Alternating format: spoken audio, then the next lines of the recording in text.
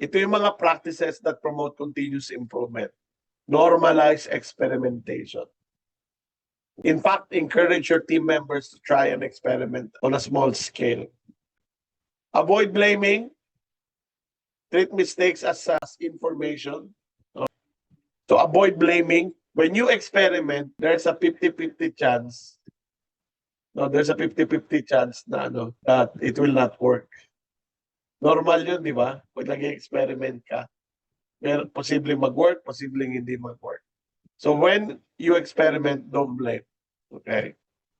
Ask open-ended questions. Also share your lessons. And the last part is very important. Celebrate small successes. Okay? So these are the real key takeaways.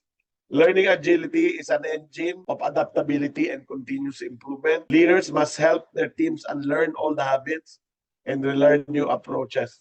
This is very timely. No? Small, low-risk experiments support faster adoption.